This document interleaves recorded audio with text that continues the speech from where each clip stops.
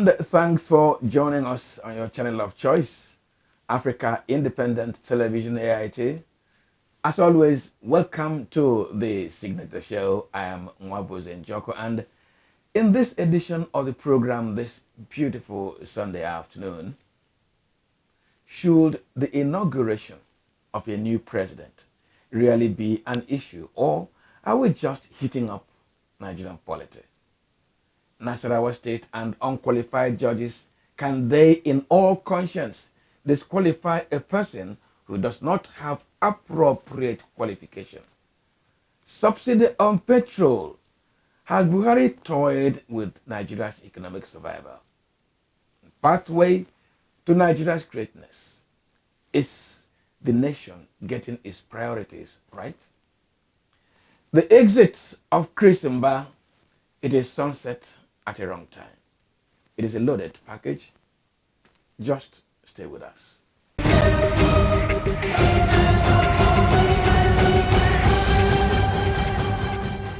Now, in Bayelsa, Imo, and Anambra states, the governorship elections do not hold at the same time as it holds in other states in the country. The reason? Judicial decisions which sacked already sitting governors, installing new persons in those states. Now, the conversation in Nigeria today is that Bola Ahmed Tinubu should not be inaugurated as Nigeria's next president until all the judicial processes, maybe up to the Supreme Court, have been exhausted. And many fear that the moment Bola Tinubu enters the presidential villa and begins to control the levers of power, it will be difficult to remove him, should he be found not to have merited the presidency in the first instance. Now, the second argument is that if he is sworn in and begins to be protected by the immunity provided by the Constitution, the judiciary may be a little bit lily-livered. They respect that provision from distraction to allow him focus on the issues of state, and so may not want to sack him. But very unfortunately, the cases of Imo, Anambra, and Bayelsa show that even if you have been sworn in 3 years, 11 months earlier, his lordship can sack you if you infracted the law. As for pulling the levers of power, leave that to the judiciary. Nigerians should have confidence in their institutions, whose operatives should be encouraged and trusted to do the right things. This is the Signature Show on AIT. We take a break and return shortly. Please stay with us.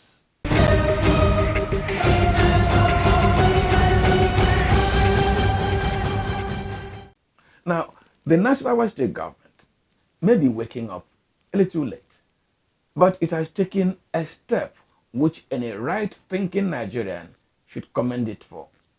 The state government says it is showing the way out to all judges without law degrees.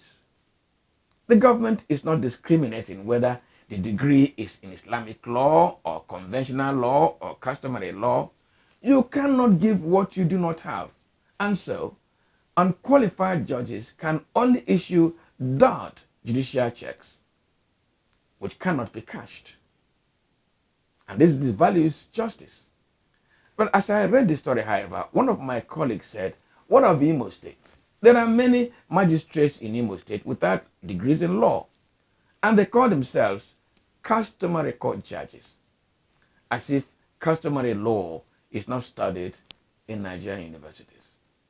Please, please, the world is now driven by knowledge, and let these judges get some to save our states from quacks. Okay, the federal government says the decision on removal or no of subsidy on petrol will be left to the incoming administration. The intrigues in the subsidy policy, even to the point of leading to the kidnap of the mother of former Finance Minister Ngozi Okonjo-Iweala, has remained a major national challenge. Politicians make so much political capital from it and yet cannot resolve it. Now, is the Buhari administration weak on this policy, or is it toying with the economic survival of Nigeria? This is the subject of our closer look this Sunday. Please stay with us.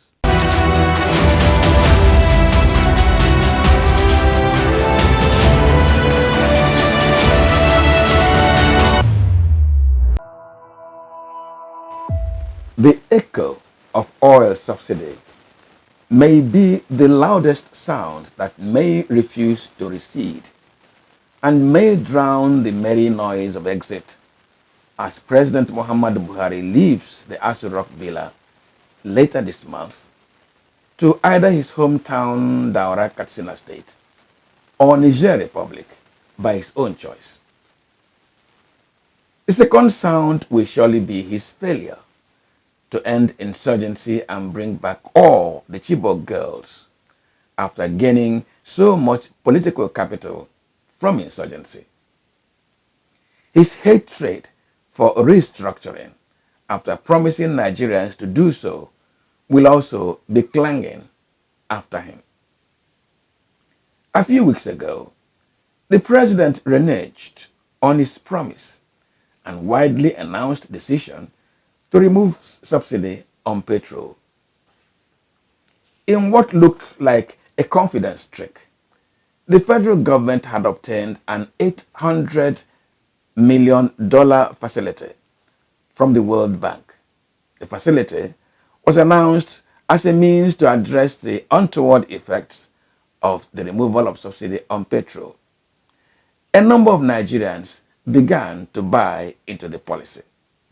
We've been running this subsidy regime, for many years, and we haven't seen the impact on the economy in a positive way. Nigeria is a very amazing country where people insist on doing the wrong thing, and then they insist on it with such vigor, that it becomes policy and everybody just throws their arms up in the air. That is all we can say about the subsidy thing. It's completely anachronistic, it's completely unnecessary, and it's completely destructive of an economy such as ours, where the government does not earn enough, and then you just claim that you're putting money in people's pockets to enable them buy petrol for their cars to drive around. To what end? We're not subsidizing food, we're not subsidizing education, we're not subsidizing healthcare. These are the things that matter to human beings, from day to day.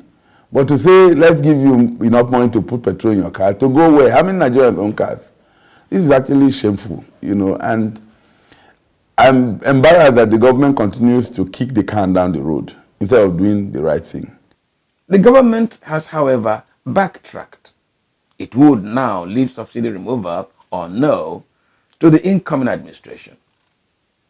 Finance Minister Zainab Ahmed, following media queries on what will become of the $800 million facility obtained from the World Bank to cushion the effects of the removal of subsidy on petrol and on citizens, has explained that the Buhari administration is not going back on the policy. It is only that after a Council of State meeting, it was decided that the timing was not quite right. It is not going to be removed now, which means it will not be removed before the transition is completed. That's what it means. But then we have two laws that have inadvertently made the provision that we should exit by June. So if the committee's work, which will include the representatives of the incoming administration, determine that the removal can be done by June, then the work plan will be designed to exit as of June. But if the determination is that the period needs to be extended, it will mean that we will have, as a country, will have to revisit the Appropriation Act, for example, because the 2023 budget only made provision up to June. The 2023 federal budget provides for payment of subsidy on petrol up till June. In other words, the Buhari administration anticipated that it will exit with the policy. Last Monday, the Edo State Governor, Godwin Obaseki, raised a red flag. At the May Day celebration in Benin, Governor Obaseki said that Nigeria was in such a precarious financial position that unless subsidy on petrol was stopped, no tier of government will be able to pay workers' salaries Of course, unless the central bank begins to print and distribute unearned money through ways and means. The economy of our country is in a terrible state. It will be a miracle for the federal government and state governments to pay salaries beyond June this year without resorting to massively printing money or removing fuel subsidy. The Nigerian Labour Congress has consistently opposed the removal of subsidy on petrol. Their position is now being supported by some industry players who argue that subsidy regime is a major challenge to the transparent management of Nigeria's downstream oil industry. The kind of money government is spending on subsidy, you can literally install several, even if it's minimal, producing capacities of modular refineries all over the country. Every zone should have one or two. This way you know that you've reduced automatically importation of these products. In 2012, a coalition of opposition politicians, including the present Minister of Works and Housing, Babatunde Fashola, fiery evangelist politician Tunde Bakare, human rights activist and lawyer Femi Falana, labor leaders, and interested civil society organizations called for regime change, another name for bringing down the government outside of the electoral process. Their reason for mounting the insurrectionist protest was because the then federal government, under Dr. Goodluck Jonathan, made a move to remove subsidy on petrol. The protesters said that there was no subsidy on petrol. The subsidy regime was a scam, they said. I don't understand what the Nigerian economists and the member of the government, their definition of that they are subsidizing Nigerians for the oil they are buying. Who is subsidizing who? The Nigerian oil industry, petroleum industry, was developed with Nigerian capital. In fact, most of the expertise are Nigerians. If you go into the field, it's Nigerian capital, it's Nigerian oil. What I understand Nigeria should charge Nigerians is the cost of 1 barrel at the wellhead, and then the cost of transportation to the refinery, the cost of refining it, and its cost at the pump. If anybody said he is subsidizing anything, he is a fraud. So all these people talking about subsidy, who is subsidizing? But there is so much fraud, as I said, and industry and corruption that I don't talk about it. But the day I have to talk about it, I will ask the petroleum economists to come and tell me who is subsidizing Nigerians, Nigerian oil. Whose oil is it? We had 4 refineries with a capacity of 480,000 barrels a day. Let's see if they are. Because of corruption, they have virtually allowed those refineries, to become so inefficient that I don't think they produce half their capacity. Jonathan administration is a neo-colonial regime. As where our country is run like a satellite of imperialism. And what the youths have turned to do, in alliance with workers and the progressive forces in our country, is to seize our freedom from the IMF and World Bank. As we are gathered here today, Nigerians are demonstrating in New York in front of the office of the World Bank so that we can fight against the imperialist forces that have made it impossible for our country to service our people. And we hope we can sustain this. This is the only way to liberate our people from the shackles of injustice and oppression. Time has come for the people of Nigeria to rise and say enough. Enough. Enough. It appears now that President Muhammadu Buhari the masquerade behind the protests and the political beneficiary of the protests has eaten the humble pie, paying subsidy far in excess of what his own minders and promoters condemned as a scam. As Buhari hands over the petrol subsidy policy to the incoming administration, industry players are querying two developments. First, was Buhari sincere in his approach to the subsidy policy? And if he was, why did he leave engaging with the policy until a few days to the end of his tenure? This government has no business talking about removal of fuel subsidy after 8 years in power. We had thought, at least those in my industry, the oil and gas industry, thought that it should have been one of the first major initiatives of this government. In as much as we all agree that subsidy must and should be removed, it is impossible to just abruptly shut down subsidy without causing a major upheaval in the economic, social, and political structure of the country. The presidential candidates of the three leading political parties, Atiku Abubakar of the People's Democratic Party, PDP, Peter Obi of Labour Party, and Ahmed Bola Tinubu of the All Progressives Congress, in the course of their campaigns, promised to remove subsidy on petrol.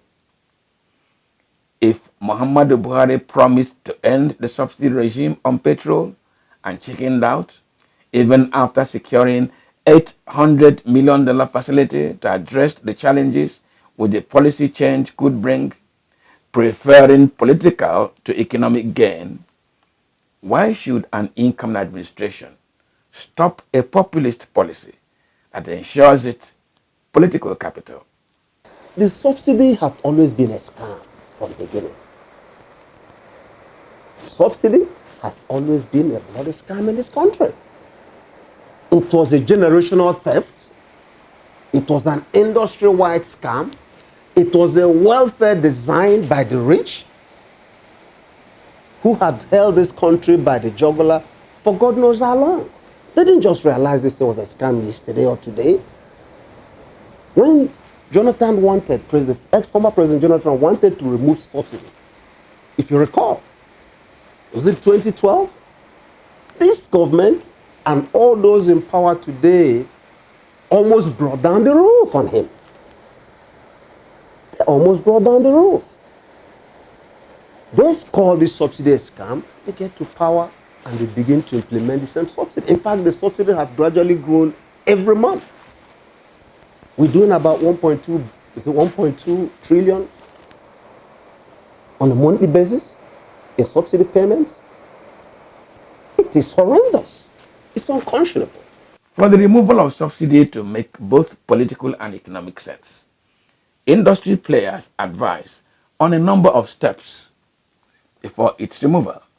There are some basic fundamental steps that ought to be in place before you even begin to dream about subsidy removal. First and foremost, we have several refineries in the country. None is producing, none is refining. They are miserably, abysmally giving us less than 5-10% capacity. The first and foremost thing a government that is serious about removal of subsidy should do is, in the minimum, encourage the installation of modular refineries all over the country. In addition to making sure that all your local refineries are refining. That's the minimum. As Muhammadu Buhari, a retired army general whose constituency, the military, foisted the subsidy regime on Nigeria, a former head of state, a former minister of petroleum, and an elected president for 2 terms of 8 years, leaves office and seemed afraid of confronting the fuel subsidy monster, Nigerians look forward to a man of sterner stuff to tame this monster and set Nigeria's petroleum downstream industry free. Is there the man? And can it be done?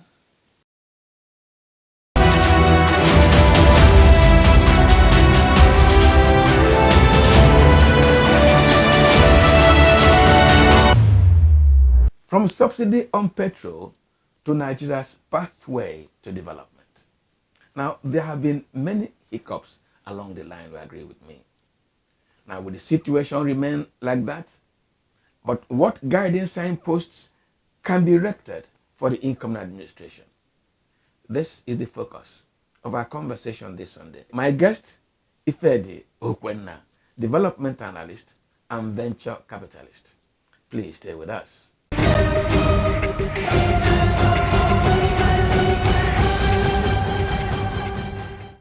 Well, let me welcome you to the conversation segment of the Signature Show. You'll notice that in the past 3 weeks, we'll be interrogating development issues in Nigeria. Now, just last week, President Muhammadu Buhari said that he was in a hurry to go back to Daura and thanked Nigerians for allowing him to be president for 8 years, having been a military governor, a minister, a head of state, now president twice.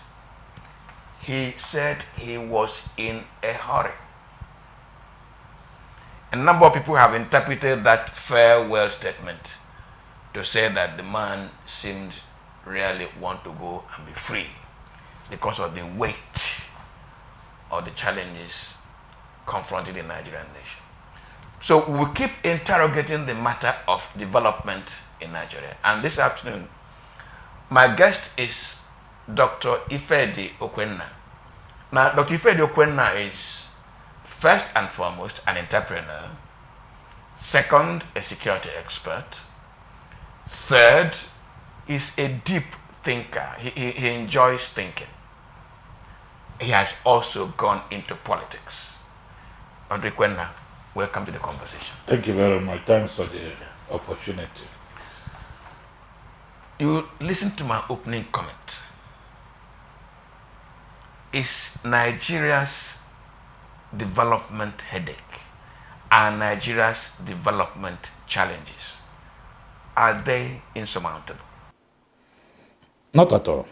It's not insurmountable. Let me take it from you there. If they are not insurmountable, why have they tended to persist over such a long period of time?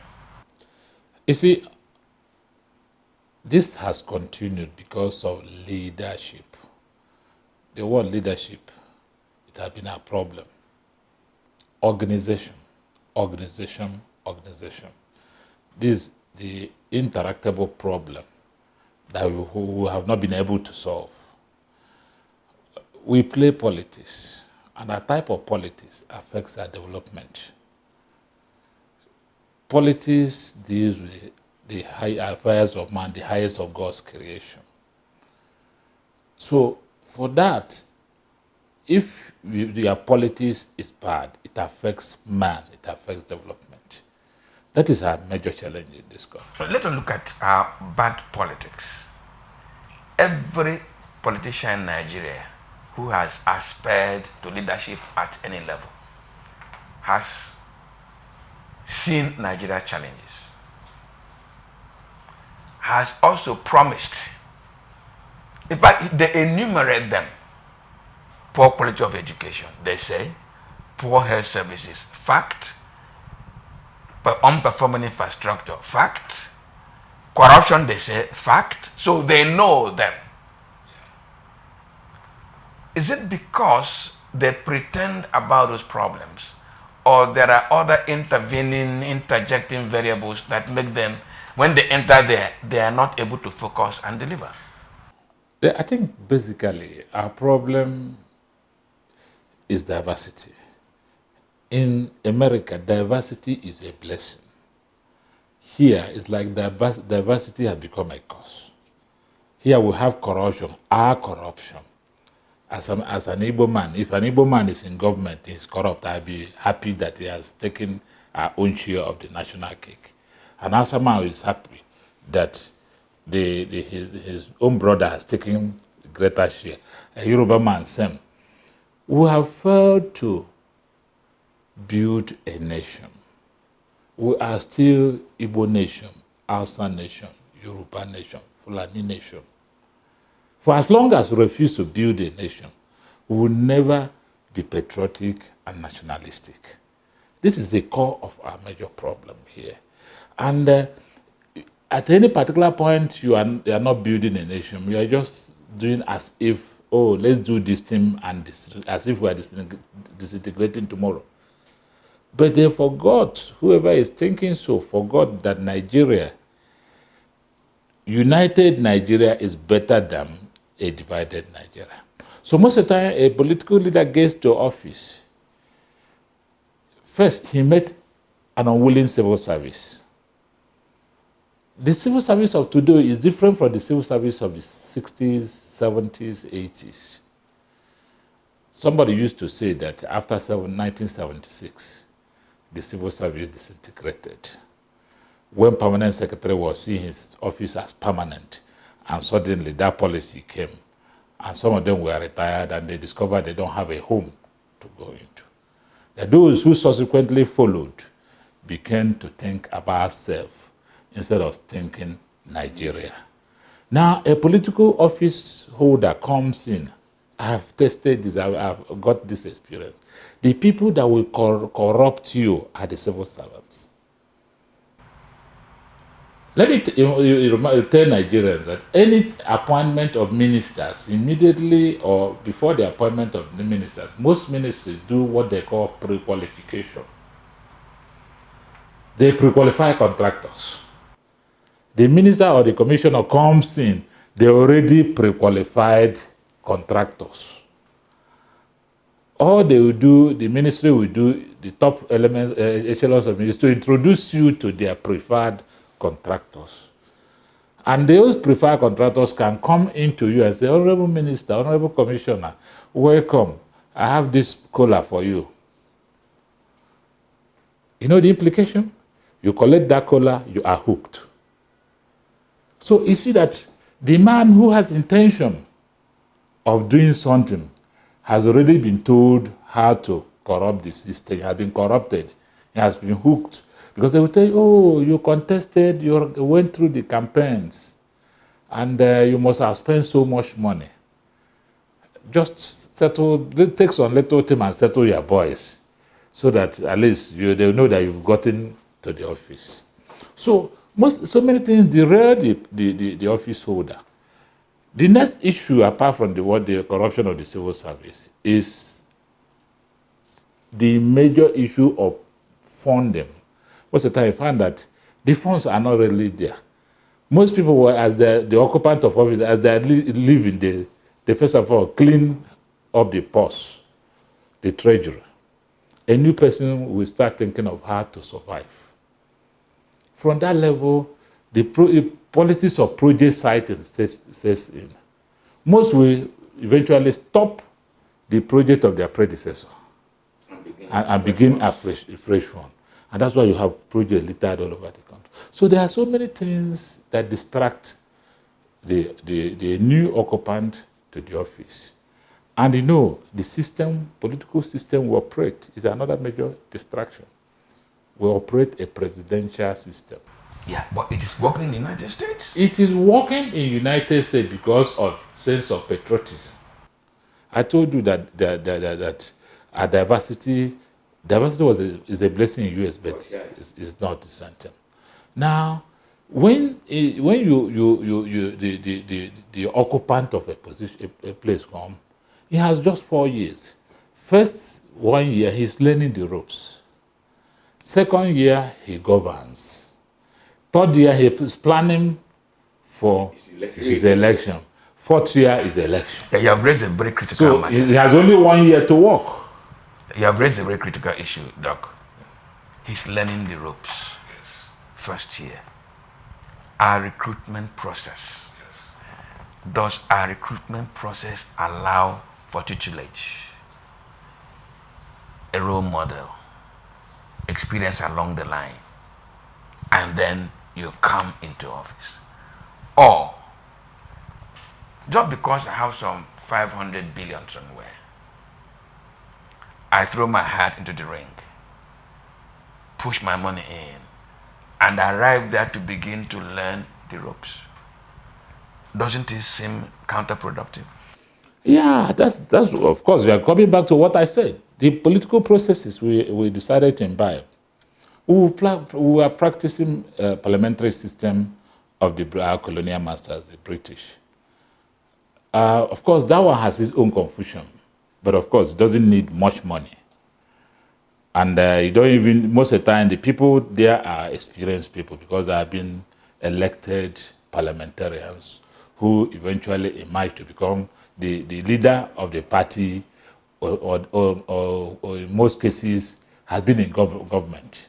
And he is going to be the prime minister if the party has more seats. Now he's no longer learning the role. The ministers are to be appointed from the parliament. In that case, they are coming with experience. No journeyman just jump into the parliamentary system and become dead. But in the American presidential system, which we are practicing here, you can just be a journeyman who is not even in this country. And then you jump into the ring, and suddenly, because you have acquired too much money, you find yourself with a lot of money, you throw your money around, and you win. This is where you don't project who is the next president, or who will be president in 2030, or who will be president in 2040. We don't do that in presidential system because there is no leadership recruitment process. Anybody can come in and take it. And because of the kind of politics we practice here, the politics of money politics, the people who have that money, I used to say that the better organized and better refined you are, the less money you make. And also, the less likely you are to win And an the less election. money you make is the less likely the chances of you making to the office of governor or the office of the president. And when this happens, the people who get this money, the people who get to this office, most of the time are not the people who we look at, what has the society thinking, what they think of me. They are there because they want the power and they've got the power. And they owe nobody any, they don't care about what the outcome of whatever they do. Doc, let me just take you to our states. See, in most of our national conversations, or conversations in the media, we tend to focus on the federal government. But if you compute the quantum of resources going to the states, they far outweigh what the federal government gets. Yet, there is pitiable underdevelopment in our states. Pardon me to tell you a nasty story. I visited the Katsina Motor Park, and I was sad, very sad. Young Nigerians, I don't care anybody tell me it is religion, I don't believe it is. Young Nigerians, young boys, teenagers, swarming like locusts, all begging, all had begging bowls. You buy bananas and keep on your seat, on your car seat, and you look the other way to buy soda drink. By the time you look back to your bananas, they are gone. And the boys don't steal it. They take it and they share the bananas in your presence. It's not that they stole and sneaked off. No. The children are genuinely hungry. Our president comes from Katsina State.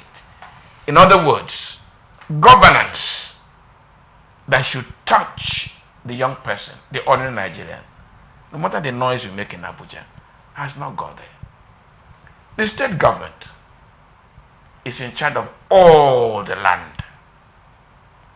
All the land. The state government know that these are fertile agricultural land. Yet, those is governing are experiencing groveling poverty, should we not begin to think, interrogate the contribution of our states to national development?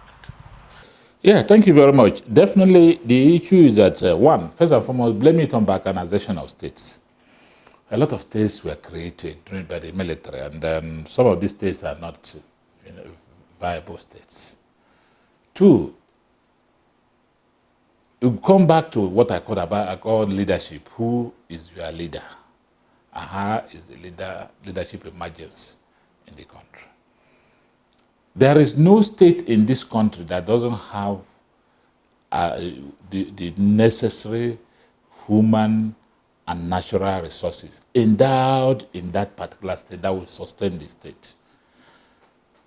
But you know, development of a state needs the man, the money, the resources. Take it back to the First Republic. Atodilito was brought in the eastern Nigeria.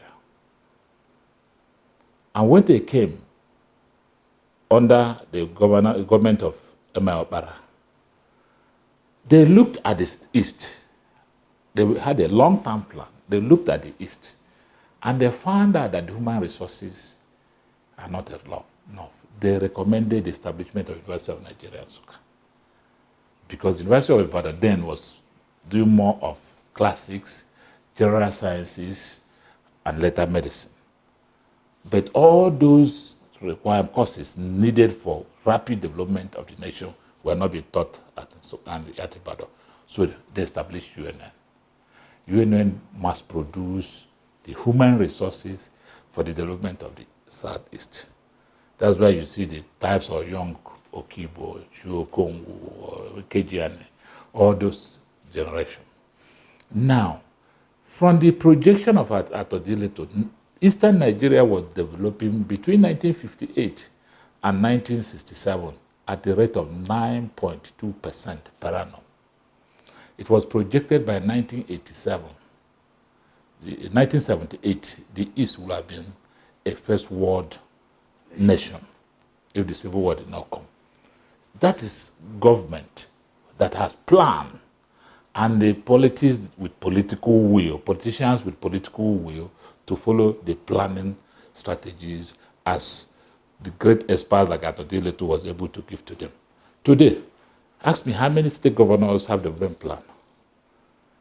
How many of them that have followed that development plan? Most does not have. I served in the government of P2B in Anambra State. We developed what we called Anambra State Integrated Development Strategy, ANIDS.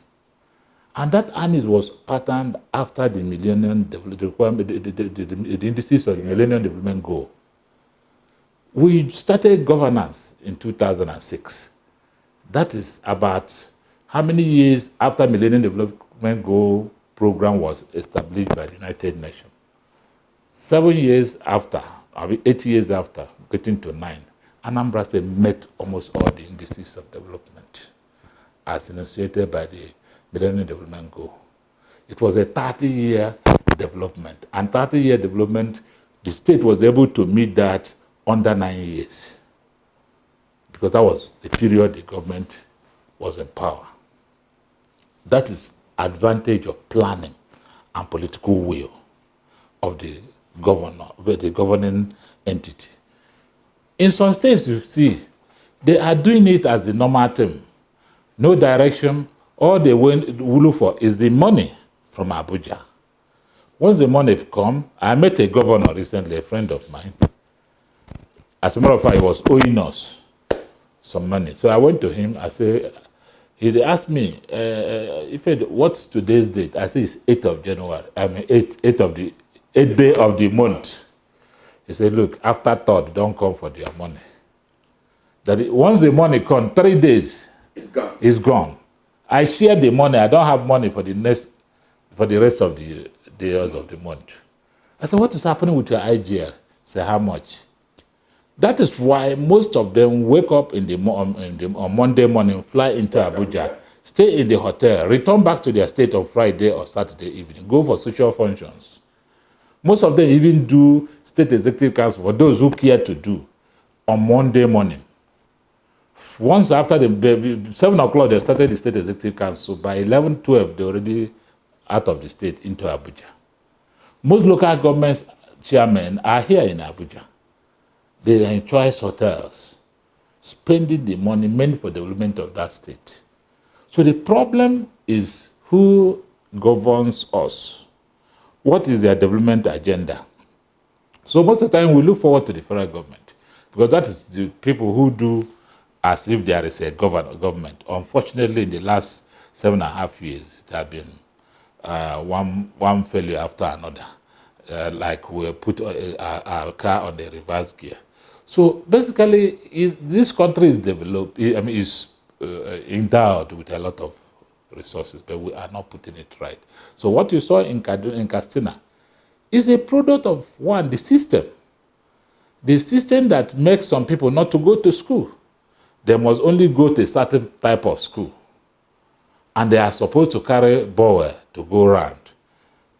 Now, at the time children ought to be in school, they are subjected to going to beg under a particular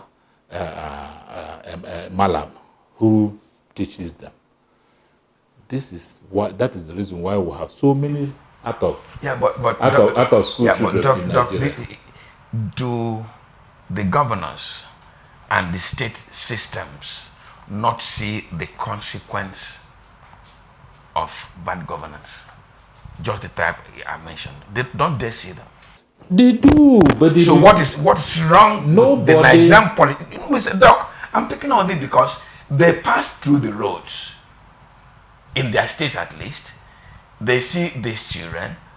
Apart from these children, I'm not just giving an example with these children.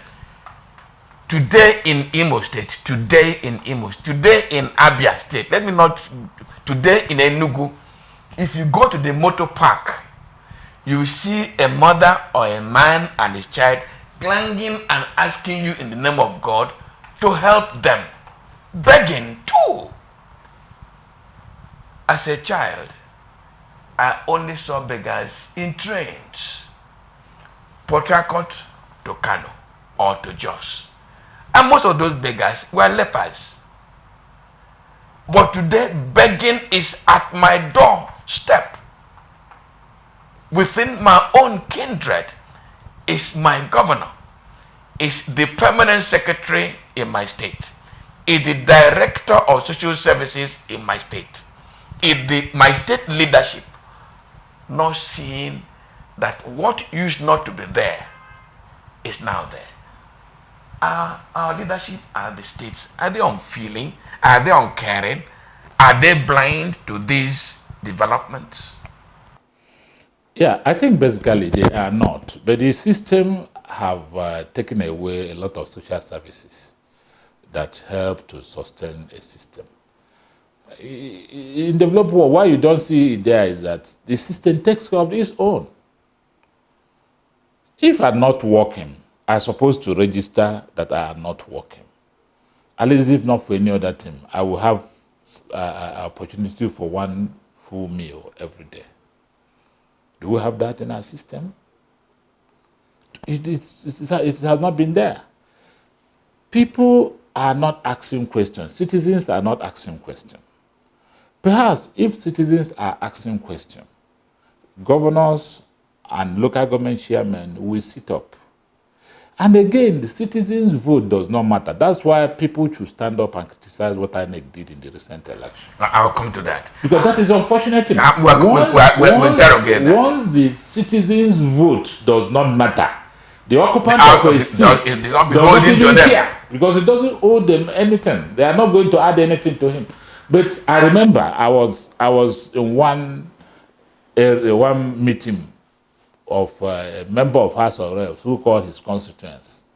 They were all rising up and saying, you have not been doing anything for us. You have not done anything for us. You didn't give us the so-called dividend of democracy, no bag of rice, no motorcycle, no. He got to a point, the man stood up and said, everybody should shut up. The people did not vote for me. I stole the votes. And if people don't want to vote for me again, I'm going to steal it. And I will go back to the house arrest. So what is there for me? Why are you people harassing me? It was when he realized that the media were in the meeting that he brought some money and started appeasing the media people. And unfortunately, no media person reported it. I was there. I know the person. I know where it happened. I know the date it happened. Now, if the citizens if we have reached to a point that the citizens don't even ask the right to interrogate the occupant of the seat, then what are you saying? And the occupant of the seat, because he bought the vote, he spent heavily to buy that office. He's trying to recoup the money. Recently, people were collecting 5,000 to 10,000 to vote for their votes. Now, if you sell your vote for 5,000 or 10,000, then the person who has given you that vote for 5 or 10,000 will definitely not do anything for you, and you don't even rise up to stop him. So I believe that if our votes start counting, like it partially happened in the first day of the election, especially on National Assembly, that made a lot of sitting governors to lose their seat. If that has continued until the end of the election, I tell you, every sitting governor, local government chairman or president will think of the welfare of the citizens. And gradually we'll be seeing beggars on the road. When I want to take away from governance and policy to entrepreneurship, let me tell you that when I went to Lagos in 1971, 72 really, most of my classmates after the Civil War who got jobs, they just walked in, there was ACOA, and they got job. There was Leventis, and they got job. NPA was recruiting tally clerks, and they got job. If you went to Port Harcourt, Michelin was there, you got job. Dunlop was in Ikeja, you got job. What has shrunk, if not killed, Nigeria's manufacturing and entrepreneur sector? You are a member of that community. This aspect should be for another section, because when we delve into this, you see, this state gradually moved the manufacturing sector, relegated the manufacturing sector out. In the 70s, in the 80s, even the 90s, it was a bubbling manufacturing economy. And that's why the value of Naira was strong. It got a time when 40 kobo was $1. You see, when I address the young people I mentor these days, I always say that you didn't see the best of Nigeria. I partially saw the best of Nigeria. That was because the manufacturing sector was working perfectly well. A lot of things has contributed to killing the manufacturing sector. First, infrastructure. Today, if you're in the manufacturing industry, you are running a municipal government. You give yourself water. You give yourself electricity. You start the road to your factory. You do virtually everything. And then you can compete. Then it got to the mid-80s when we unnecessarily opened our market during the second tier foreign exchange, and Naira collapsed. And basically, what you were able to produce with a certain amount of Naira, half of it can no longer produce that. And from there, people started losing money. Then importation started thriving. You are now competing with Asian tigers, the Chinese, and the rest, Japanese, and the rest of them. Their goods comes into this country unregulated. Remember, nobody do quality tests until when the NAFDAC and the SON were established. Before then, some of these things were not here. Everything enters into this country, and we're competing with our locally produced materials. And they found that in most cases, Nigerian products cost-wise the cost of importation. That's when companies like Dunlop, Michelin, everyone started moving out. And again, people exploit various economic tools given to us by other countries. So we import the materials into West African countries and smuggle it into Nigeria. So basically, there are so many things that made the Nigerian economy. So you must have to start by retooling the economy. That's the hope. That's the hope. We must change this country. Thank you very much, Lukwena, for coming to the conversation. Thank you very much.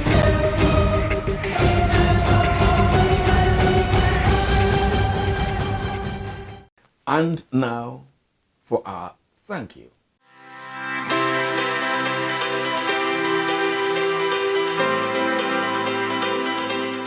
Last week, Wednesday, veteran pop musician and stage performer Chris Mba lost the battle with heart disorder.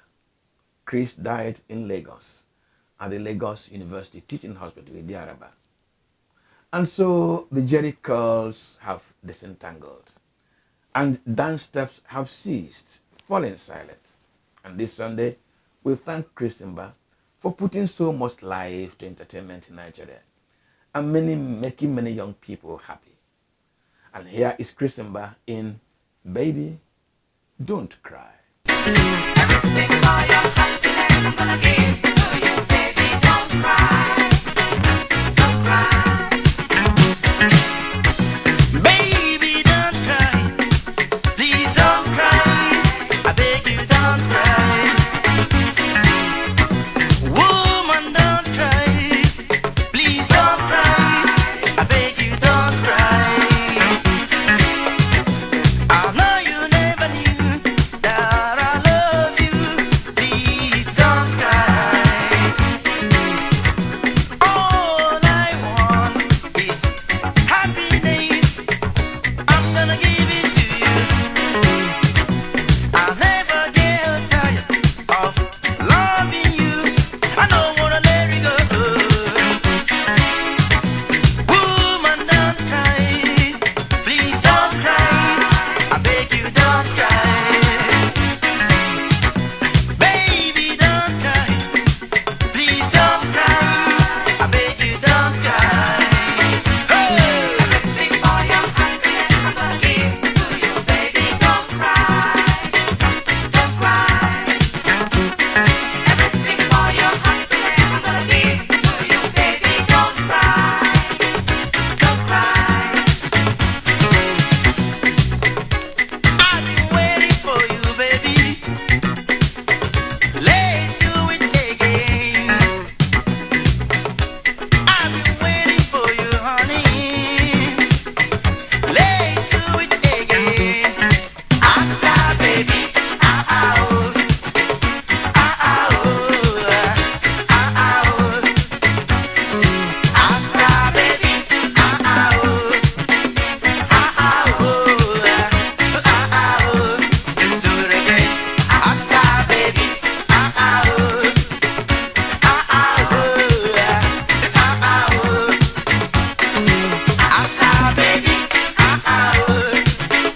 Ah, ah, oh. Ah, ah, oh. Give it to me. Asa, baby. Ah, ah, oh. Baby, ah, ah, oh. Ah, ah, oh. Asa, baby. Ah, ah, oh. Baby, ah, ah, oh. Ah, ah, oh. Let's do it again. Asa, baby. Ah, ah, oh. Baby, ah, ah, oh. Ah, ah, oh. Asa, baby. Ah, ah, oh. Baby, ah, ah, oh. Ah, ah, oh. Give it to me. Baby, don't cry. Please don't cry. I beg you don't cry. And that's our package for this Sunday. My name is Mwabu Senjoko. Good afternoon.